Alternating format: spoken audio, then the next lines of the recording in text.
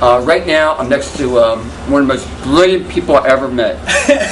I mean, any answer in life that you want to know, if you look at this dog, he'll tell you. I don't care what answer it is. He knows the truth about life. Look at it. One second. See that? He doesn't really want to tell you because it's so important. You can't handle it. You cannot handle. You can't handle the truth. You can't. You're right. I love it. Look at how I shake it. You cannot handle the truth. I love it. Brilliant. You're so brilliant. Anyway, unbelievable. You know why? Why? You can't handle the truth because Matt is going to talk about Garden Town. You cannot handle the truth. This is day 10, second video we're doing. Go ahead. I certainly hope that they can, because it'll make life a lot better for everybody. Okay. So, we just did the video about buckwheat. We did an excellent video. Yeah, we're not exactly sure where it cut out, so we should cover some of the other stuff. Okay. But, basically, let me start by talking about the idea of a garden tent. Okay, I love that. Right? That's right. So it's an idea. I mean, it's a common idea. I'm going to retire at Garden Town. I'm not retired. It's something that's. It could be. I mean, anybody can conceive of it, but it was as a larger notion or movement. It was late 1800, early 1900, in the beginning of the Industrial Revolution in Germany. People who were being persecuted for not vaccinating their children or wanting You're being persecuted for not vaccinating children? Yeah. Are you serious? Yeah, in 18. The same thing happens in this country. Exactly. Now. Unbelievable. 100 plus years later. The average kid gets 50 vaccinations before age 5. Yeah, and so in Germany at this time, same thing. They left. They went into the forest. You hear that? People leave. So it was. I guess it was at a point where they were still close enough to where that history was there, where they were living more agrarian sorts of lives. Actually, we have this in this country too. The Amish people. We do. We have a lot of the Amish not people. Just Amish. There's a lot of different people that. Actually, in Chicago, there's also So anyway. They started what was known as garden towns. Basically, it was. I mean, and the essence of it is something that's just really noble and virtuous. It's like instead of first, okay, well, I got to find somewhere to live. I need a house, right? You need a house. So right now, you live with me for a few days. Well, yeah. So I get a house, right? So basically, people go and they rely habitually because they just don't have time or the mind space to think about other alternatives. They habitually go into a system where you use a wasteful amount of materials, toxic materials. You build a house way bigger than you need. You claim that you own a piece of land and you put your stake on it. And you go grass on it for how many acres, and your house takes up almost half an acre. Right. And then you have this house, and then you think, well, maybe I should have a garden. And not only that, you have 2 people need to support that house. Yeah, at least. And then you say, now maybe I should just have a little garden. So people put these little gardens in, and they have maybe a couple cherry tomatoes they can eat, or they could have some fruit for whatever, how many months. But the idea of the garden town is that you build your garden because that's what's sustaining you. You don't worry so much about a house. The house isn't sustaining you. It's a very, very small element of survival. All you need is the shelter. You don't need this big house with the plumbing and the electricity and all these really toxic things that just distract you from what's really important. No bathroom for me. So basically, if you start with the garden and you develop and you cultivate land where you can grow your food and live off of the land, then basically you have this garden set up where it's community oriented, and then you build a very modest, ecologically sound shelter that can be just as comfortable, just as have the same. You lived on a yurt. We lived in a yurt. And there's so many different. The yurt's just one simple kind. I mean, the amount of materials it takes to build a yurt that can house 3 people, you can fit 3 of that into like one flatbed or one pickup truck. Wow. And think about if you build 3 houses, for people. I mean, that's like then you have tons of cement and you have all this wood. It's just you're deforesting and it's just the idea of the garden town. By the way, the yurt is made of it's a wood frame, kind of frame, and then there's cotton canvas. The original yurts were using animal pelts, but you can do it with cotton, any fabric, stuff like that. Okay. But I just want to, but and that's the point of the garden town. No, you live in a yurt comfortably. Very comfortably. And not only that, you live comfortably with because we had and you live together 24/7. We did. And that's why we love each other so much. And that's the thing. That's what people want. They want to live love. They want to live comfortable, and they want to live together.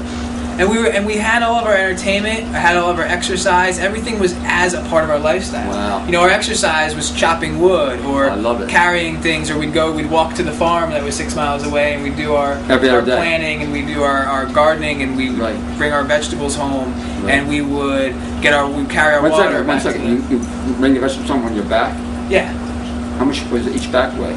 Well, we had like a big backpack, 2 big backpacks, and like 2 other like side bags. You know how much would that weigh? Oh, I don't know. 30, 50 pounds? Easily. So every other day you walked 30, 50 It pounds was of vegetables? probably twice a week. So that means you and Julie carried 50 pounds of weight on your shoulder for vegetables. 6 miles. Yeah, I'd say it was closer to probably 65, 70 pounds total. 70, that's between 2 people, that's 35 pounds per person. It's not Yeah. bad. No, it's not bad. So we would do that. So that was kind of our exercise. Our entertainment was just living in the forest, Right, you know, right. and just enjoying each other and studying Dancing. and meditating. Everything, you know. You get to play music. I'm dancing. But I want to read something. Yeah. It's something from Adolf Justin. He was part of this Right. movement, and it says, "Man in his misguidance has powerfully interfered with nature. He has devastated the forests and thereby even changed the atmospheric conditions and the climate. Some species of plants and animals have become entirely extinct through man, although they were essential in the economy of nature. Everywhere the purity of the air is affected by smoke and the like, and the rivers are defiled. These and other things are serious encroachments upon nature, which men nowadays entirely overlook, but which are of the greatest importance, and at once show their evil effect not only upon plants, but upon animals as well, the latter not having the endurance and the power of resistance of man." And this is written in 1830. I'm sorry, that wasn't Adolf Just, that was Goethe. It was 1832. But Adolf Just goes on to say, let's see. "It is the most natural and best to go naked day and night, summer and winter, taking the light air bath without interruption. The old Teutons in our part of the country went almost entirely naked, with a loose hide at most thrown around their shoulders. The universal dress in Germany is a cloak fastened with a brooch, falling out a thorn." So he's basically talking about a lot of This these is ideas. Children of the Sun, right? Yeah. And by the way, children are not allowed to see this book. Well, if we have a culture that's so Yes. oppressive, then I Yes. guess it's too much for them. It is. It's very impressive. But the whole point is, I'm getting way off point Yeah. because we just did another long video.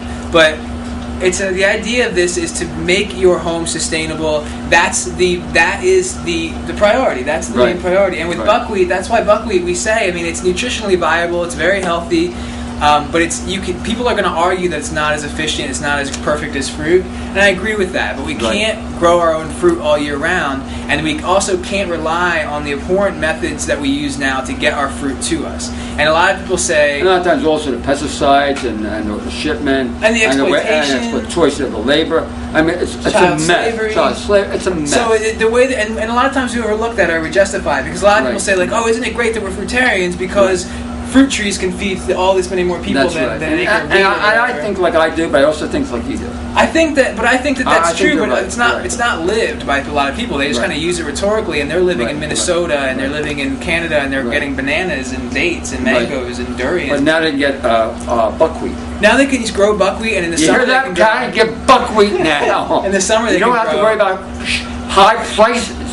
In the summer they can grow melons, pawpaw. You can grow pear trees, apple trees. Date you can trees? have. Not here. I mean, Not but here. you can use greenhousing to have citrus. You can have figs. You can have. There's so many fruits that you can grow here in the growing season. Right, You can right. extend the growing season Right. with permaculture techniques, greenhousing, stuff like that. Wow. There's no point in going and getting all the fruit besides the fact that people really are kind of attached to the tropical fruit. You know, it's Right. a lot of the fruitarians they kind of bash people for not being able to give up the cooked foods or like the high-fat raw gourmet Right. foods, but they. And now we're going to bash, not bashing them, are we? No. We're No, just we're saying. sorry. We're just saying that. We don't mean to do we're it. just kind of we're kind of calling out to that part of them Right. that sees that as a problem and Right. says now we need to look at reevaluating our attachments and our cravings in terms of looking out for our environment, because our physical health is connected to the planetary health. So we can't say that one thing is better for our body and one thing's better for the planet. It's the Right. same thing. Right. So I want to bridge the gap between like sort of the body conscious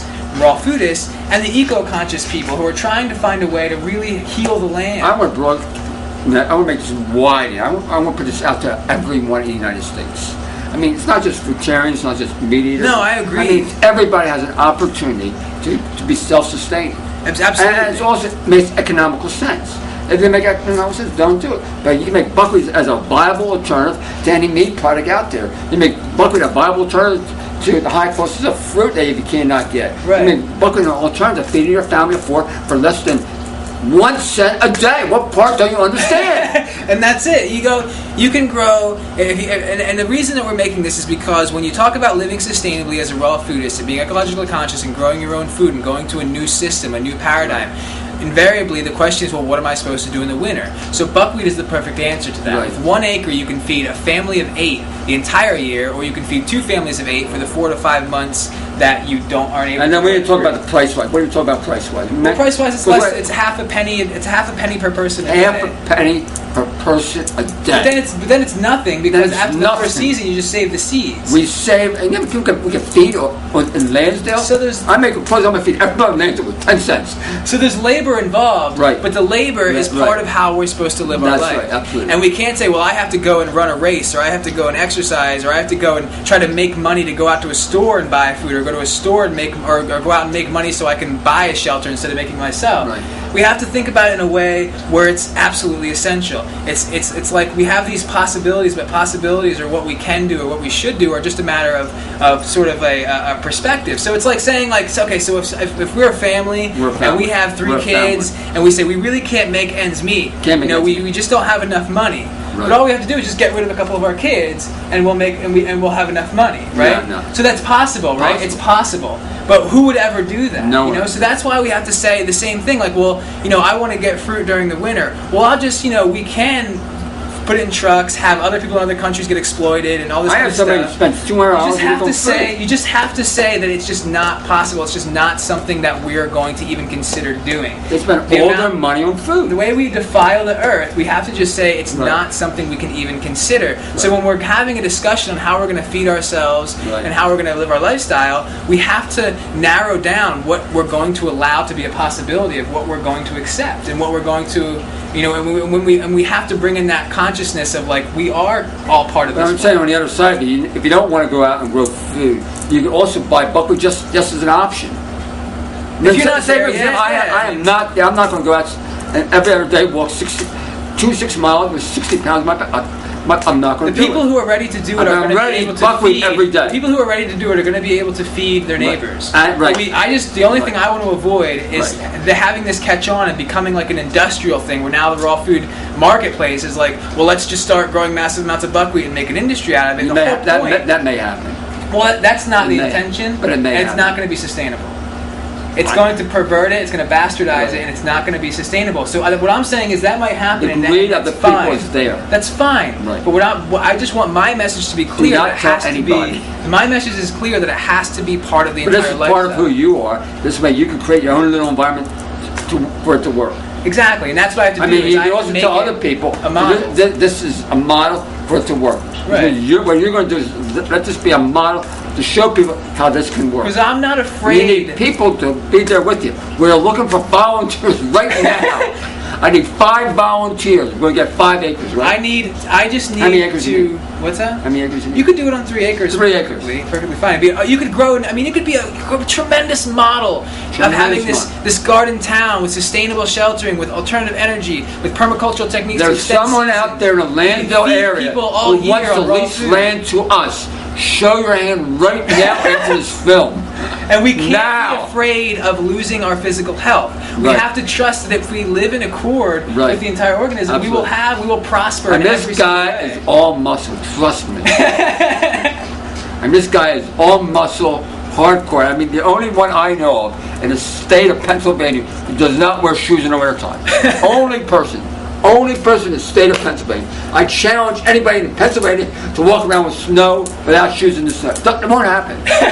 He's a perfect example, a prime physical example. And I think that's what's the most important. It's just making sure that we understand that it's part of a full movement, and we have to understand that we can't fear losing our health. We have to trust that if we are really truly worried about the health, we need to worry about the health of the entire planet, the entire ecosystem, the entire universe, and everything we do is in accord with that consciousness. I agree with you awareness. 100%.